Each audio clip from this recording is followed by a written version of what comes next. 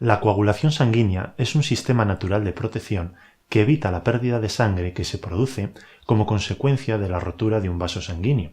Se forma un coágulo que tapona la lesión y detiene la hemorragia.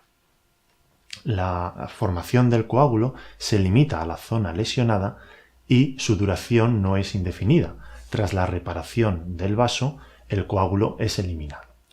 En condiciones normales existe un perfecto equilibrio entre los factores que favorecen la formación del coágulo y los mecanismos que evitan la coagulación. De esta forma, la sangre circula con fluidez y solo en caso de lesión la coagulación se activa para evitar la hemorragia. Este equilibrio se puede romper a favor de la formación de coágulos en el torrente circulatorio que van a ocluir de forma parcial o total el vaso sanguíneo. Esto impide el flujo normal de sangre y la zona afectada queda sin riego. Es lo que conocemos como isquemia o infarto. Si el coágulo, también denominado trombo, se origina en una arteria del corazón, en una arteria coronaria, pues estamos ante una angina y, en el caso más grave, un infarto de miocardio. Y si el trombo se origina a nivel cerebral, pues estaríamos ante un ictus isquémico. También puede ocurrir que el trombo se desprenda del lugar donde se ha originado y circule, viaje a lo largo del sistema circulatorio hasta quedar atrapado en un punto. Esto es lo que conocemos como embolia y el trombo en este caso se denomina émbolo. Por tanto, la formación de trombos van a tener un papel importante en las enfermedades cardiovasculares que suponen un verdadero problema de salud en nuestra sociedad, pues constituyen la principal causa de mortalidad y de incapacidad. Algunas de las causas que favorecen la formación de trombos son las alteraciones del flujo sanguíneo, por ejemplo, un flujo de sangre más lento, como ocurre en la fibrilación auricular, la presencia de material extraño en el sistema cardiovascular, por ejemplo, prótesis valvulares o la aterosclerosis, que es ese depósito de placas de ateroma en las arterias.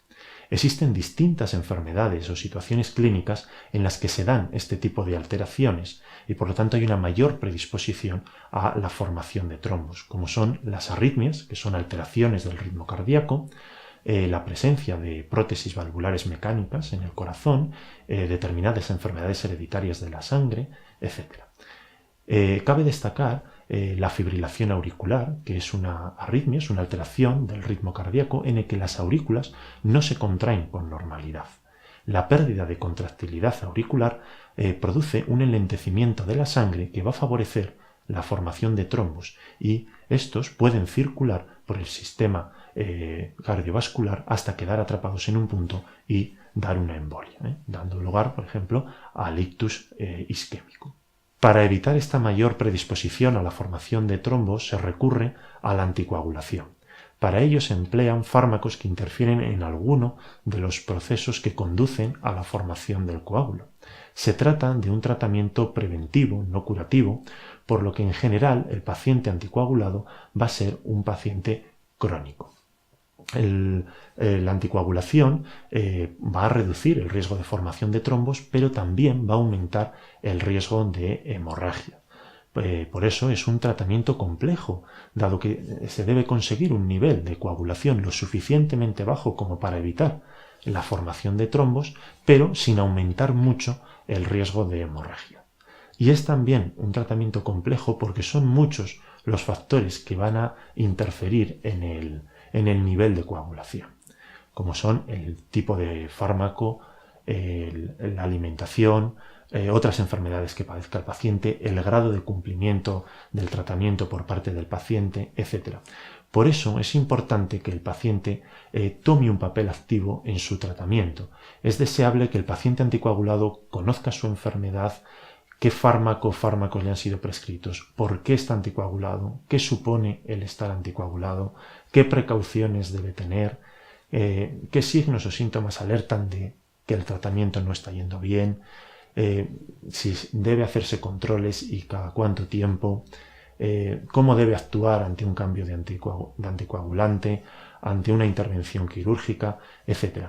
Y para ello es necesaria la colaboración de todo el personal sanitario, desde el cardiólogo, hematólogo, hasta el médico de atención primaria, el personal de enfermería y el farmacéutico. La colaboración de todos, la implicación de todos, pues harán que el tratamiento sea seguro y eficaz. ¿Cuáles son los anticoagulantes más utilizados? Pues sin duda los fármacos denominados antivitamina K ocupan un papel destacado en la profilaxis tromboembólica, es decir, en la prevención de esa formación de trombos.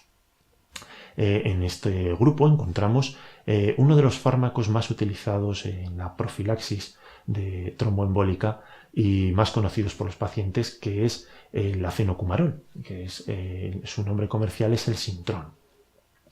Estos fármacos se denominan antivitamina K porque van a contrarrestar la acción de la vitamina K. La vitamina K es un factor importante para la síntesis de algunos de los principales componentes que intervienen en la coagulación.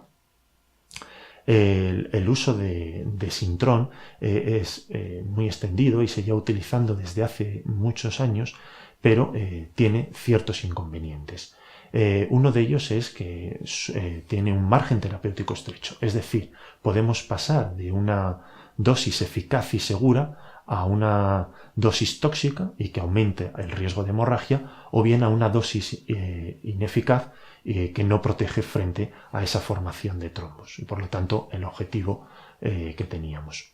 Para ello se determina el INR mediante la extracción de una gota de sangre del dedo del paciente. En general, y esto dependerá del tipo del paciente y de los objetivos marcados al inicio del tratamiento, si el INR está entre 2 y 3, el paciente está en el intervalo terapéutico deseado. Si el INR es inferior, pues el fármaco no está protegiendo frente a esa mayor tendencia a la formación de trombos. Y si el INR es superior a 3 o 3,5, ya digo que depende de los objetivos, los objetivos marcados, pues habría un aumento del riesgo de hemorragia.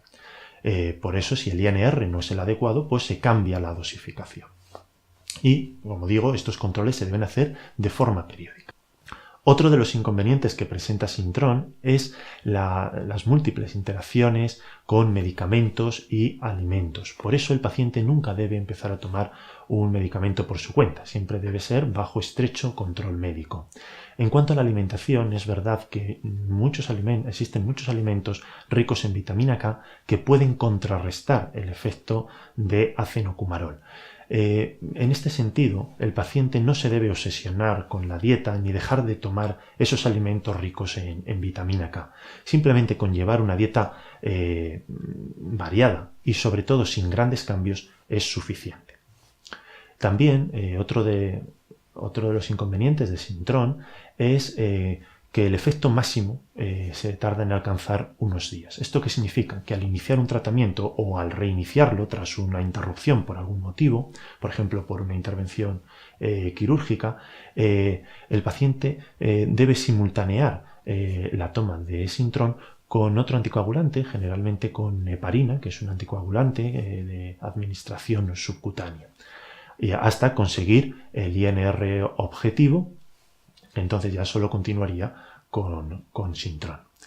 Y también no solo tarda en hacer efecto, sino que tras la interrupción del tratamiento el efecto se prolonga durante unos días. ¿Esto qué significa? Que ante una intervención quirúrgica en la que el riesgo hemorrágico es elevado, pues es necesario interrumpir el tratamiento con Sintron unos 3 días antes. Pero claro, esto significa que hasta el día anterior a la operación el paciente queda desprotegido de esa mayor tendencia a la formación de trombos y por eso pues también se suele administrar pues una heparina como medida de prevención.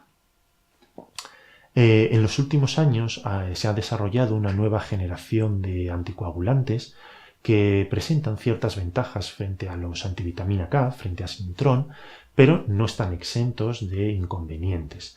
Los ensayos clínicos, los estudios que se han realizado, muestran que estos fármacos son como mínimo igual de eficaces que Sintron, y en algunos estudios se ha visto que producen menos efectos adversos, es decir, tienen menor tendencia a producir hemorragias graves, como por ejemplo la hemorragia intracraneal. Pero, como digo, también tienen algunos inconvenientes. Estos fármacos, a diferencia de Sintrom, no requieren realizar controles periódicos, la determinación del INR, son mucho más estables en su acción, aunque esto puede llevar a que el paciente se relaje y deje de tomar el medicamento al percibir que tiene menos riesgos, porque no requiere un control periódico. También requiere evaluar tanto al inicio del tratamiento como durante la duración del tratamiento con estos nuevos anticoagulantes. Es necesario evaluar la función renal y, de hecho, no deben ser utilizados en pacientes con una insuficiencia renal grave. Y desde luego decíamos que Sintrom se lleva utilizando desde hace más de 70 años. Sin embargo, estos fármacos son de reciente aparición y desde luego la experiencia que se tiene con ellos en la práctica clínica es mucho menor. La experiencia en el manejo habitual y sobre todo en situaciones especiales como ante una intervención quirúrgica o ante un proceso hemorrágico. De hecho, los nuevos anticoagulantes no disponen de antídoto todavía porque están en fase de desarrollo y pronto se van a comercializar, y por lo tanto pues es otro de los inconvenientes. En España, el uso de los nuevos anticoagulantes orales está autorizado solo en indicaciones muy concretas, como son la prevención de la formación de trombos en pacientes sometidos a una cirugía de reemplazo de cadera o de rodilla y en pacientes con fibrilación auricular no valvular. En los pacientes con fibrilación auricular valvular, la única opción terapéutica es el Sintrom. De todas formas, los antivitamina K siguen siendo la opción más utilizada, reservando los nuevos anticoagulantes orales para aquellos pacientes en los que el tratamiento con Sintrom está contraindicado o resulta ineficaz. Existe cierta controversia en la comunidad científica en torno a extender el número de pacientes tratados con los nuevos anticoagulantes orales, alegando las ventajas que presentan frente a los antivitamina K. Sin embargo, el aumento del número de pacientes tratados con estos fármacos debe ser progresivo y acompasado siempre con los datos que se van obteniendo de los diferentes estudios. En cualquier caso, lo que está claro es que la selección del anticoagulante no ha de estar supeditada a criterios de tipo económico, sino a razones estrictamente científicas. Ha de ser el médico, atendiendo a las características y preferencias del paciente, el que seleccione el medicamento más adecuado.